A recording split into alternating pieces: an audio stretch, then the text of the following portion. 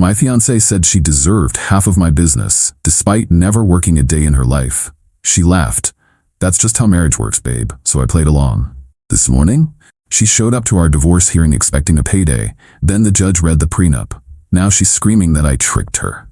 I'm Jackson, 34, self-made entrepreneur, owner of a thriving logistics company I built from scratch. No loans, no trust fund, just years of grinding, making smart investments, and putting in 16-hour workdays while everyone else was partying. By the time I hit 30, I had a multi-million-dollar business and a comfortable life. I wasn't flashy, no Lambos, no mansions, but I had financial security most people only dream of. Then came Mona. Mona was everything you'd expect from someone who grew up rich. She came from old money, private schools, ski trips in Aspen, and a wardrobe full of designer handbags she didn't pay for. She had a degree in something vague and artsy, but never worked a real job beyond a short-lived passion project at a friend's boutique. And yet, she carried herself like she was the CEO of the world. We met at a charity gala, one I was invited to by a client, and she was there because, well, that's what rich socialites do.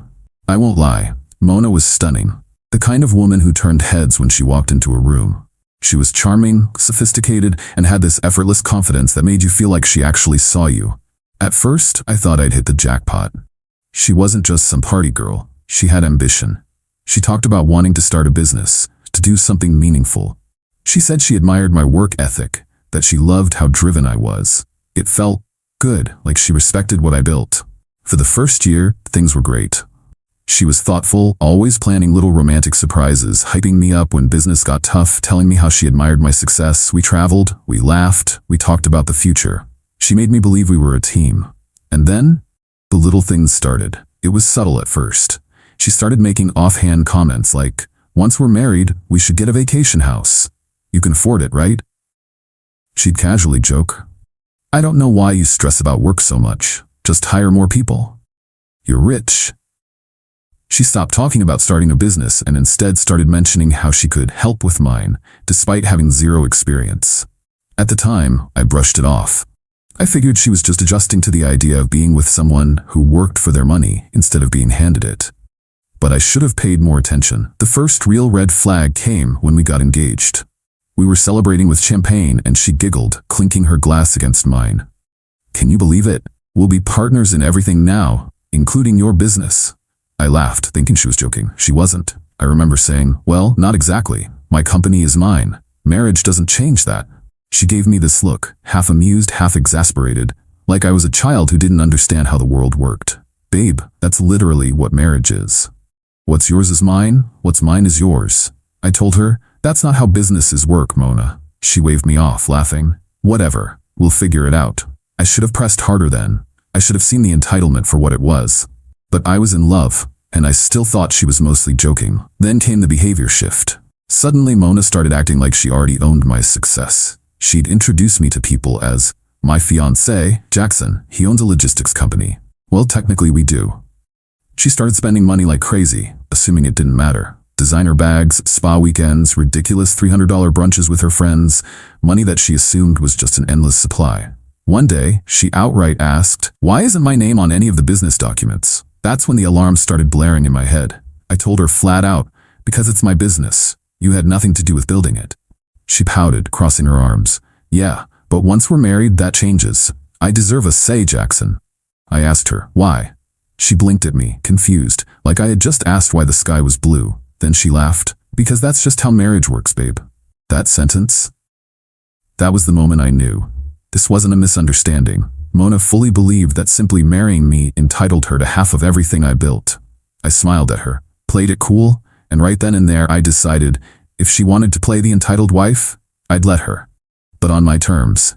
And that, my friends, is how the most satisfying revenge I've ever pulled off began. The moment Mona laughed and said, "That's just how marriage works, babe," something in me shifted.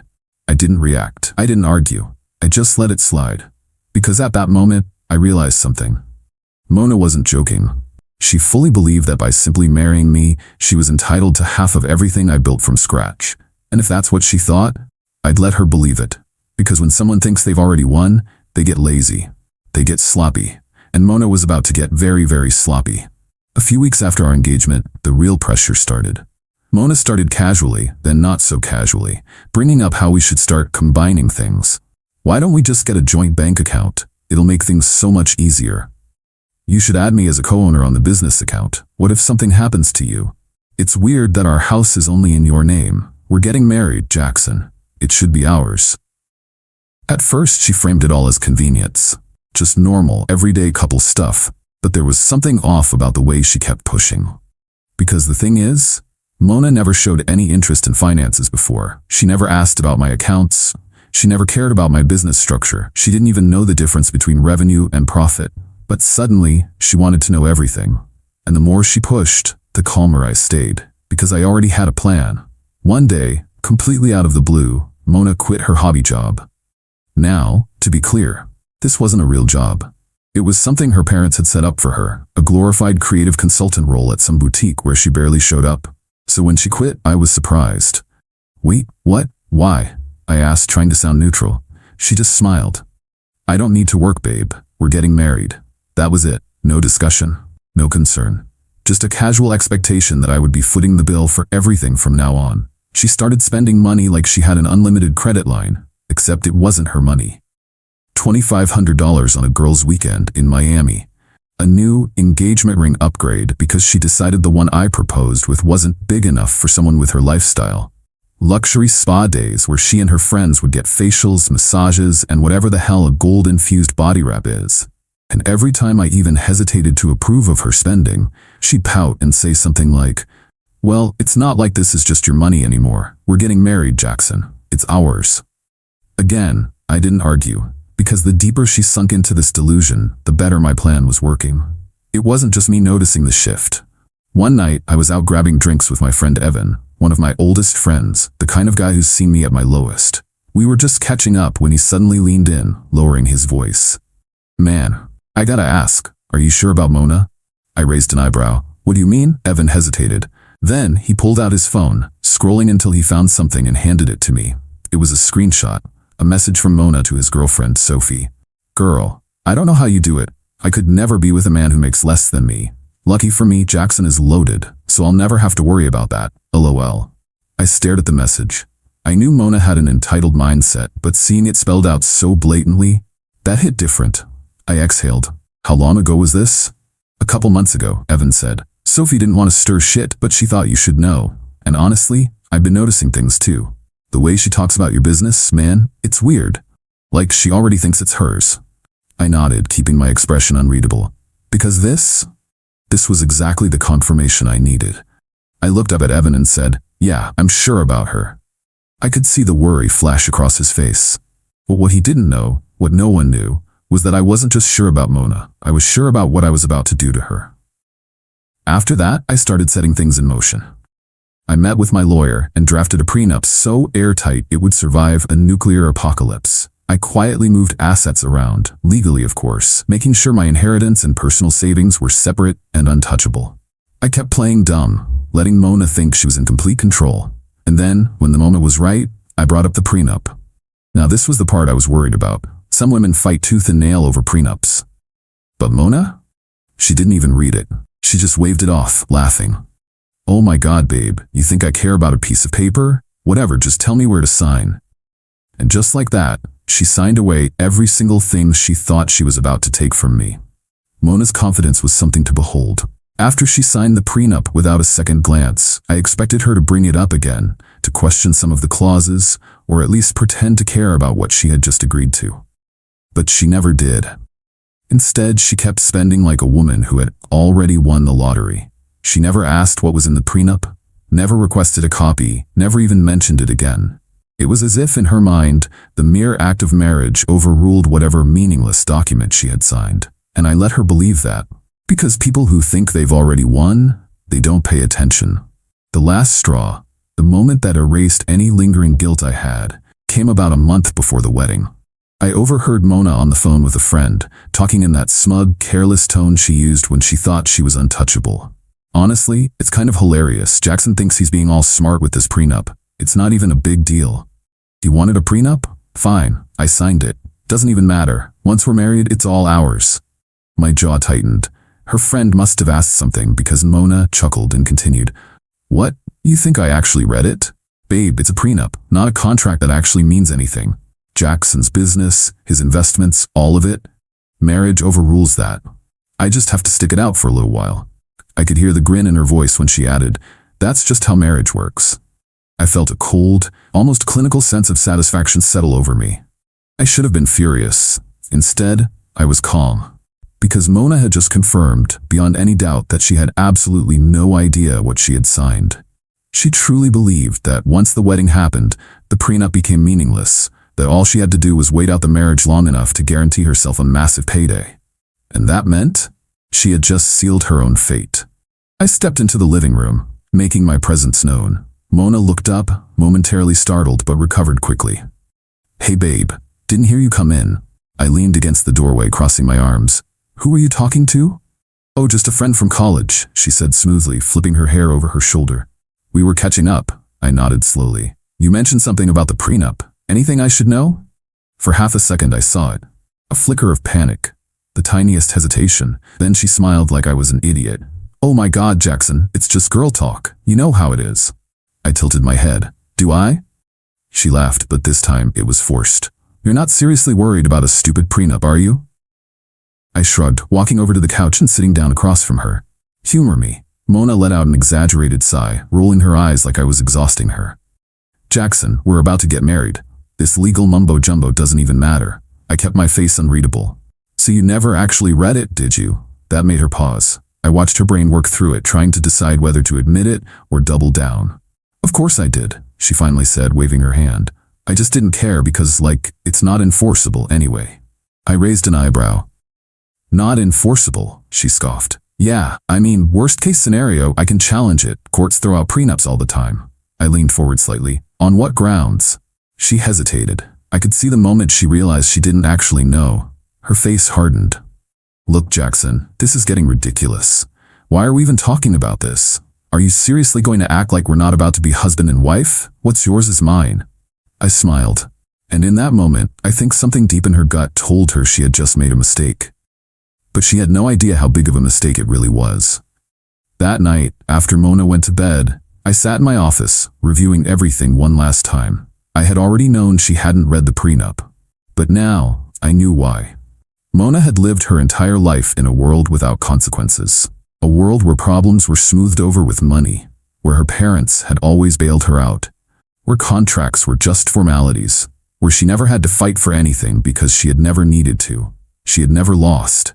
So it never even occurred to her that she could, and that was the one fatal flaw in her plan. Because Mona had spent the last few months laughing behind my back, thinking she had outmaneuvered me. But the truth? She was walking into a trap that she had built with her own arrogance. And in just a few weeks, she was going to find out exactly what that felt like. A week before the wedding, I suggested we go over some final details. I acted casual, like I was just checking boxes before the big day. I even smiled when I brought up the prenup again. "We should go over it, just so we're both clear." "Mona?" She rolled her eyes. "Jackson, we already did this, right?" I agreed. "But I just want to make sure you don't feel pressured or anything. You know, since a judge will ask about that if this ever comes up in court." Her lips twitched, half amusement, half impatience. "Babe, you're overthinking. It's a prenup. It's just a piece of paper." I nodded. "Exactly, just a piece of paper." I watched her closely, waiting for any sign that she might take this seriously. That maybe, just maybe, she'd finally realize she should actually read it. But Mona? She just sighed, pulled out a pen, and signed it again. Didn't even skim the first page. That was the moment I knew, without a doubt, she was done. Because here's the thing about airtight prenups. She wasn't getting a cent from my business. She wasn't getting spousal support. If she contested it, she'd have to pay my legal fees. And best of all, there was a clause that financially punished her if she initiated the divorce. Meaning, if she pulled the stick around for a year and take half move she had been planning, it would cost her. The wedding itself was picture perfect, at least on the surface. Mona wore a custom designer gown, dripping in diamonds she had convinced me to buy. She smiled for the cameras, playing the role of the adoring wife. To anyone watching, we were the perfect couple. But behind the scenes, I was just watching the countdown clock on her delusion. Mona spent those first few weeks of marriage like a queen who had just claimed her kingdom. She upgraded to first-class flights without asking. She remodeled the guest house, turning it into a personal spa. She shopped like she was training for the Olympics, blowing through thousands on handbags and jewelry. And each time I hesitated, she'd tilt her head and smile. "Babe, we're married. What's yours is mine." Each time I nodded and said, "Of course." Because the more she believed she had control, the harder the fall was going to be. A month into the marriage, Mona decided to push her luck. She waltzed into my office one afternoon, dropping a stack of papers on my desk. "I talked to a lawyer," she announced, all confidence. "We should put my name on the business, just for legal protection." I looked at her, raising an eyebrow. "Legal protection?" She nodded, like it was the most obvious thing in the world. "Yeah, babe. You travel all the time for work. What if something happens to you? This way, I can step in and keep things running." I stared at her for a long moment, letting the silence stretch. Because this was it. Mona had just played her final card. The move that meant she was done pretending. She was fully expecting to own my company. She thought the wedding had sealed the deal. She thought the prenup didn't matter. She thought she had won, and so I smiled. Not a big smile, just enough for her to think I was hesitating. Then I exhaled and said, "You're right. Let's talk about it soon." Mona grinned, leaning over to kiss my cheek. "I knew you'd come around, babe." Then she left, and I sat back in my chair and checked my watch, because the final phase of my plan was about to begin. That night, I made 2 phone calls, one to my lawyer, one to the bank. The first was to set everything in motion. The second, to make sure Mona had no access to any new credit lines under my name. And then, I waited, because Mona was about to learn a very, very painful lesson. Marriage didn't mean automatic wealth, and a prenup wasn't just a piece of paper. And the best part, she was still laughing, still spending, still gloating, still convinced she was untouchable. That is, until the day she walked into court, and the judge read the prenup out loud. Mona was riding high, spending like crazy while acting like she was already the queen of my business empire. But what she didn't know, she was about to crash, and I was the one holding the wheel. It started small. Mona began casually dropping hints about wanting access to my financials. "It'd be easier if I had the login to your business account, babe, just for emergencies. I should probably have a company credit card, right? I mean, I'm your wife. What if I started helping with the business? I could take some pressure off you." Each time, I pretended to consider it, nodding along, acting like she was chipping away at my defenses. Because the more she believed she had me wrapped around her finger, the harder it was going to be when everything flipped. Then, one evening, she made her boldest move yet. I had just come home from work when she sat me down holding a folder. Inside, business ownership documents. She had gone ahead and drawn up legal paperwork, documents that would make her a co-owner of my company.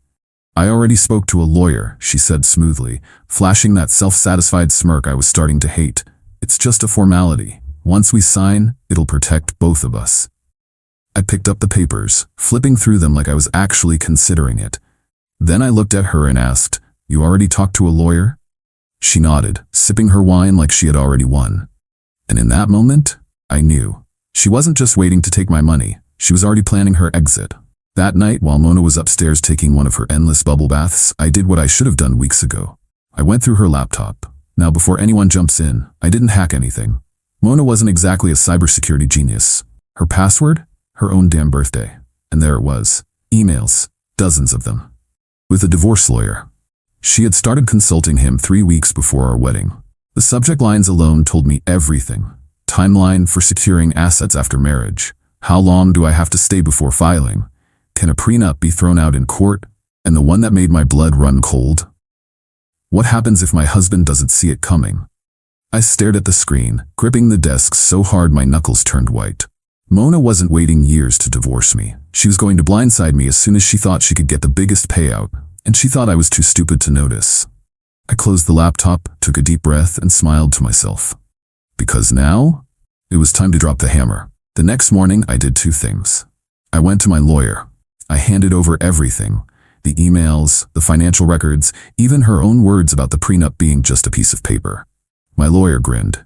"Oh, this is going to be fun." I filed for divorce. Not just any divorce, a controlled, strategic, scorched earth divorce that would leave her with nothing.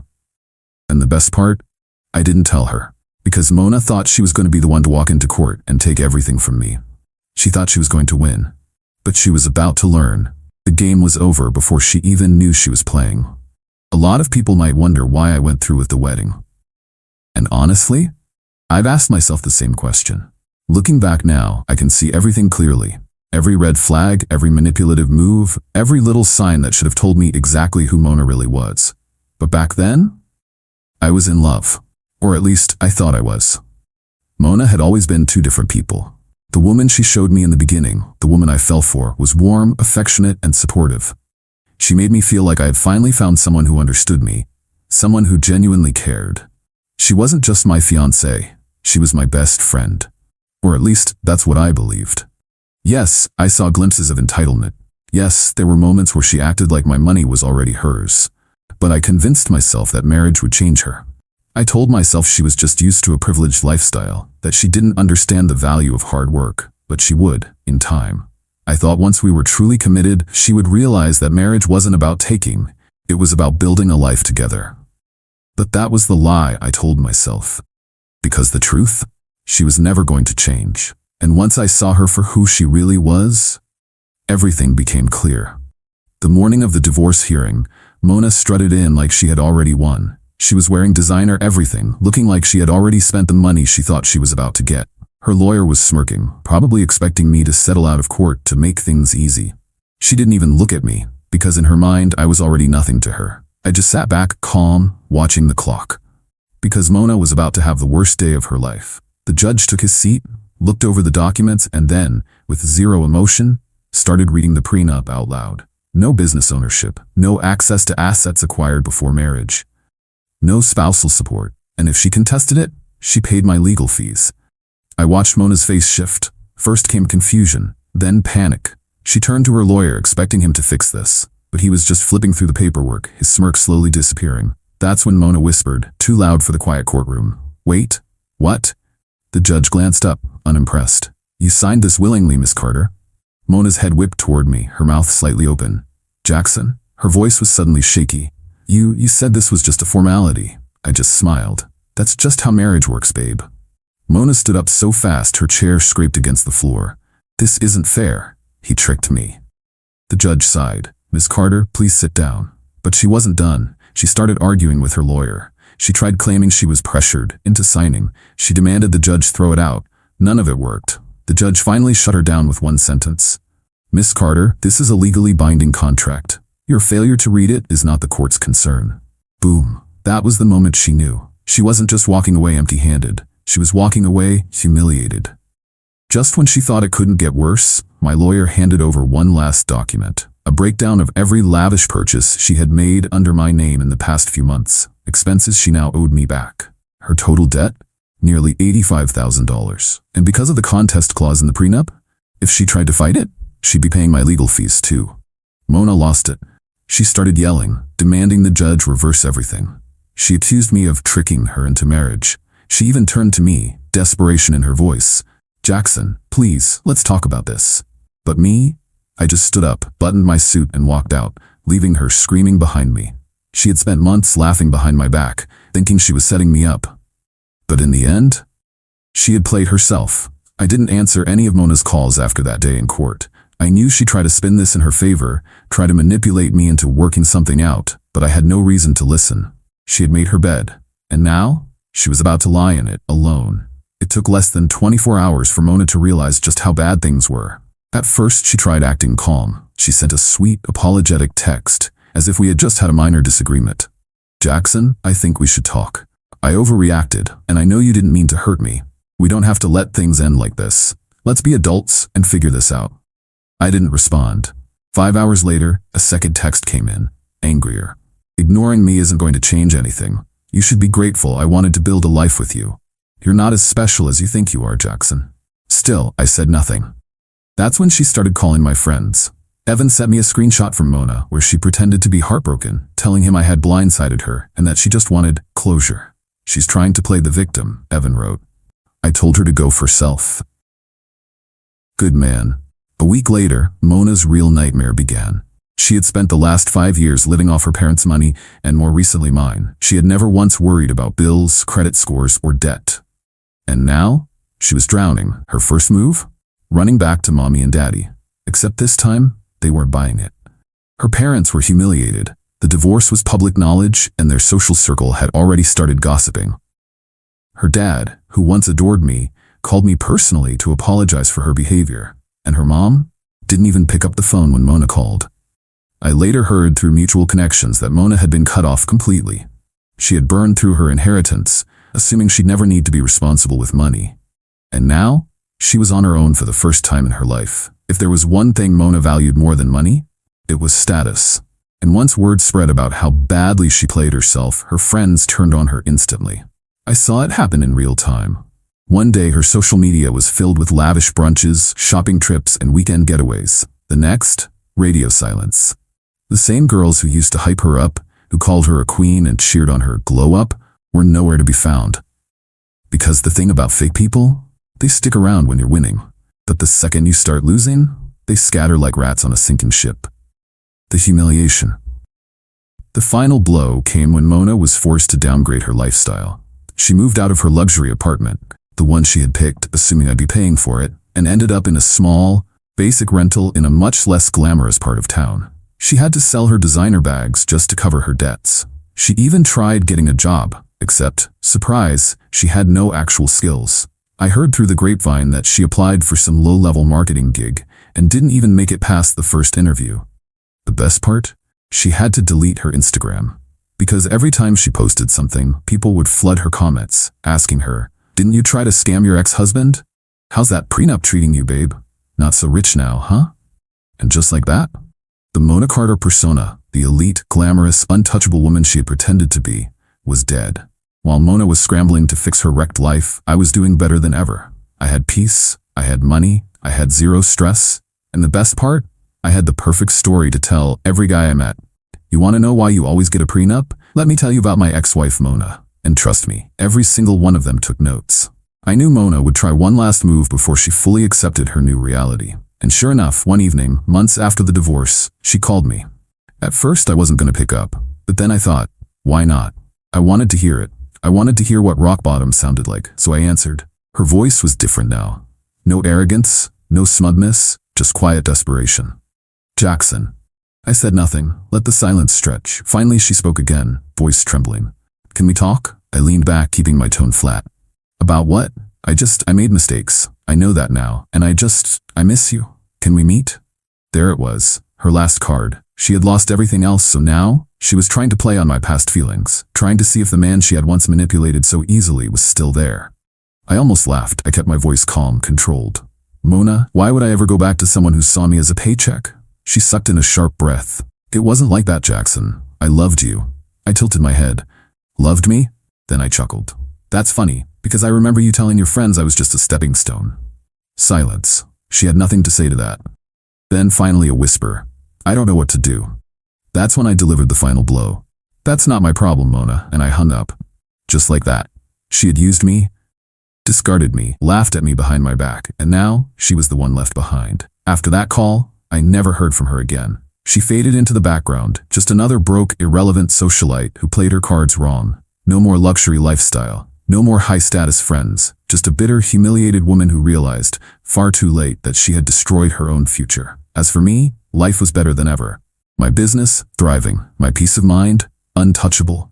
My money, right where it belonged, with me. And the best part? I never had to hear the name Mona Carter again. Because while she was struggling to survive, I was moving forward, happier, wealthier, and completely free. I date? Sure. But now, I see red flags from a mile away. I don't ignore them. I don't make excuses. And most importantly, I don't let anyone get close enough to think they can take what's mine. Because if there's one thing Mona Carter taught me, it's that some people aren't looking for love. They're looking for a payday. And the next woman who tries, she'll learn real fast. I don't fall for that shit anymore.